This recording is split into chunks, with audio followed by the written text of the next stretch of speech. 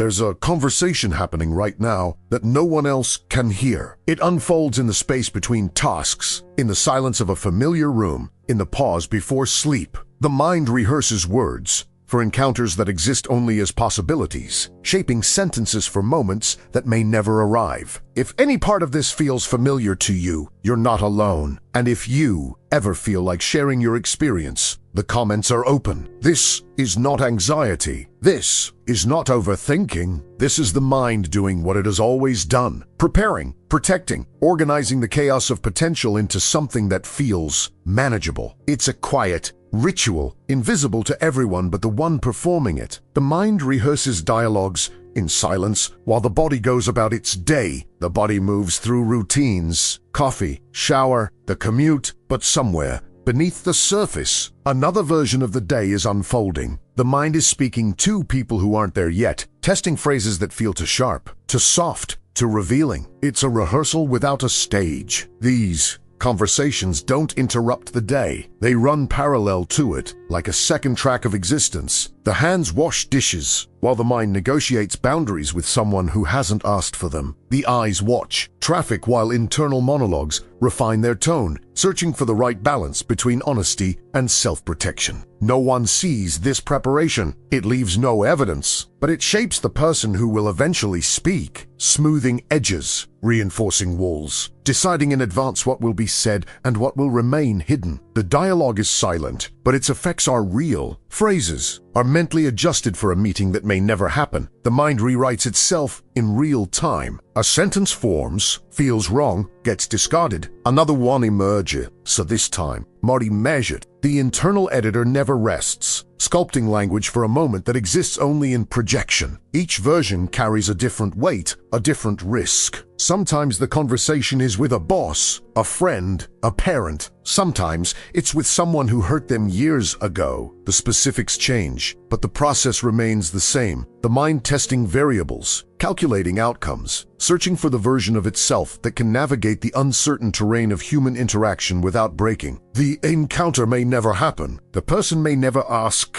the question the mind has already answered. But the preparation continues anyway, because the act of refining these phrases isn't really about the other person. It's about knowing in advance that there's a version of the self that can handle whatever comes. The tone of the conversation is tested in the mind before it exists in the world. It's not just the words that get rehearsed, it's the delivery. The mind plays with inflection, with pace, with the space between sentences. Too aggressive, and the message becomes a weapon. Too passive, and it disappears entirely. The internal voice searches for the tone that protects without provoking. Sometimes the rehearsal is calm, almost clinical. Other times it carries heat, the kind that comes from old wounds that never fully closed. The mind cycles through versions firm but kind, distant but polite, honest but careful. Each iteration is a small experiment in self-presentation, a way of testing how much truth can survive contact with another person. The real conversation, if it ever happens, will probably sound nothing like these mental drafts. But the testing matters. It creates a map of possibilities, a sense of preparation that feels like control. And in the uncertainty of human connection, that feeling, however illusory, becomes its own kind of shelter. Imaginary answers emerge for questions that no one asked. The mind anticipates. It builds questions out of silence and answers them before they materialize. Why did you do that? What were you thinking? Do you even care? The interrogation comes from within, addressed to an audience that hasn't yet assembled. Each response is carefully constructed, a defense prepared for an accusation that may never be spoken. These phantom questions often carry the voice of someone real, a partner's concern, a friend's judgment, a colleague's suspicion. The mind borrows their tone, their patterns, their particular way of probing. It creates a simulation so detailed that the emotional response becomes indistinguishable from the real thing. Tension in the chest, heat in the face, the urge to justify, but no one is actually asking. The conversation exists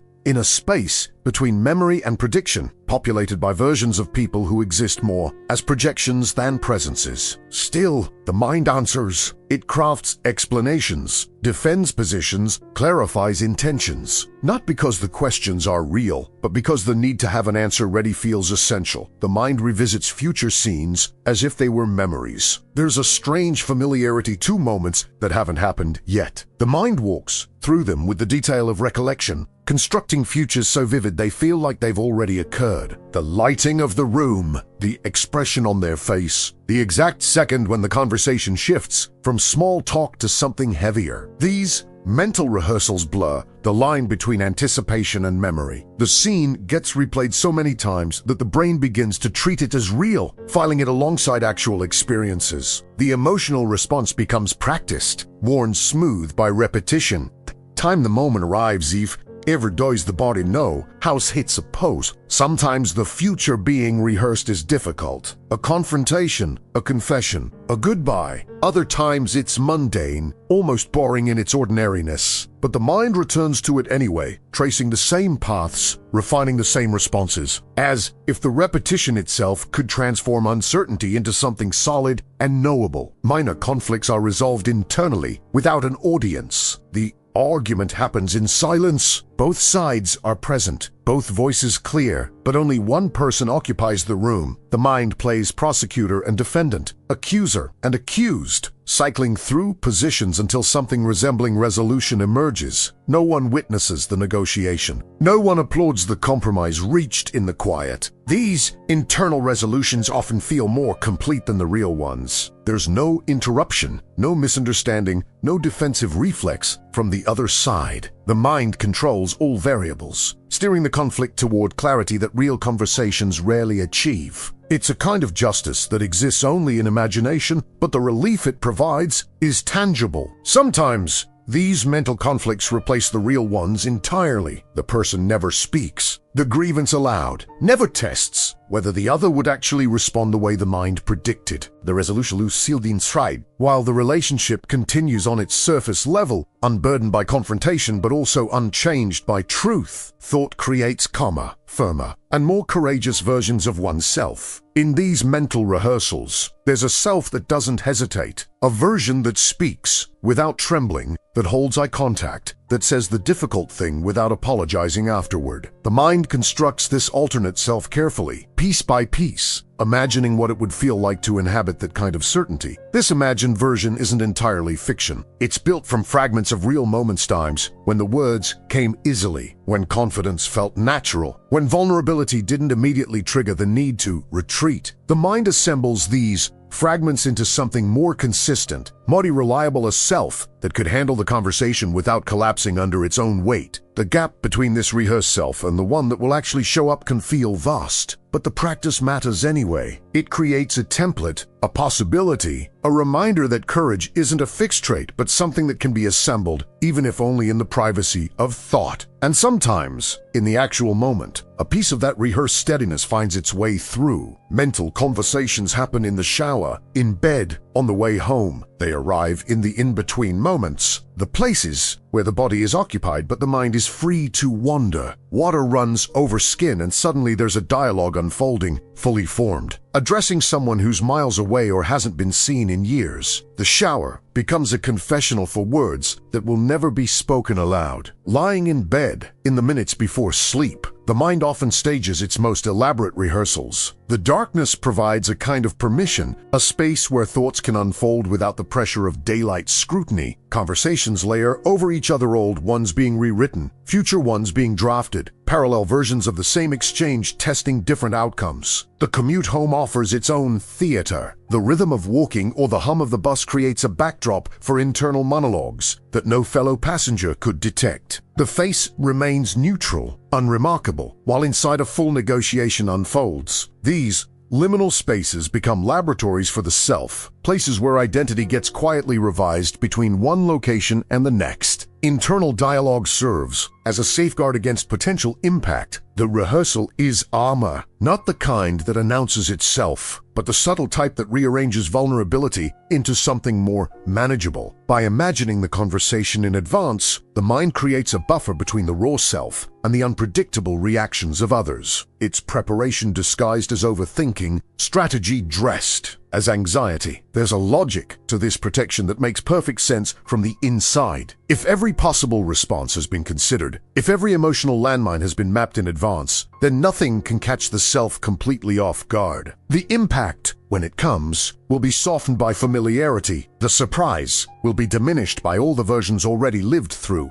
in thought. But protection always costs something. The mental rehearsal takes time, energy, emotional bandwidth that could be directed elsewhere. And sometimes the shield becomes so elaborate that it prevents the very connection it was meant to preserve. The self becomes so prepared for impact that it forgets how to exist without bracing for it. The mind prepares itself not to speak, but to avoid being surprised. The real purpose isn't rehearsing the perfect response. It's eliminating the possibility of being caught without one. The mind fears the blank moment more than the difficult conversation, that fraction of a second where nothing comes, where the self is exposed as unprepared, undefended, transparent in its confusion or hurt. So it builds contingencies, maps out terrain, creates mental archives of responses organized by scenario, by tone, by the specific person who might trigger them. It's not about controlling the conversation. It's about controlling the feeling of helplessness that comes when words fail, and the only option is to stand there, visible, with nothing between the inner world and their gaze. This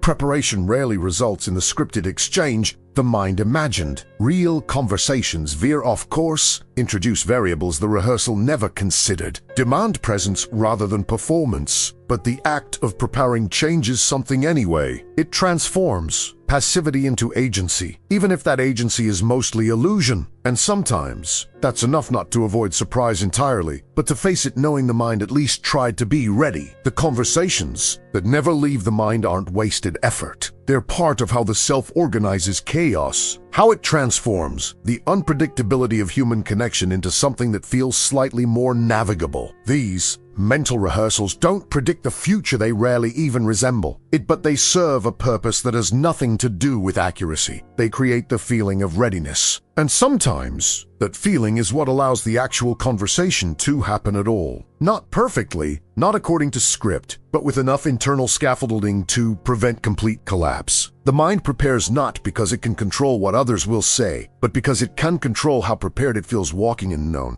This is normal. This is human. This quiet practice of rehearsing words for ears that may never hear them, of testing tones in the theater of thought, of building armor out of imagined dialogues. It's not pathology. It's not weakness. It's simply what minds do when they care about the outcome, when connection matters enough to warrant preparation, even if that preparation happens entirely in silence. The mental scripts will continue. New conversations will be drafted, refined, abandoned. Some will make their way into the world. Most will remain where they were born, in the space between intention and action, in the privacy of inner dialogue. And that's perfectly fine. Not every rehearsal needs an audience. Not every preparation needs a stage. If this resonated with you, consider subscribing. There's more to explore in the quiet patterns we all share, but rarely discuss.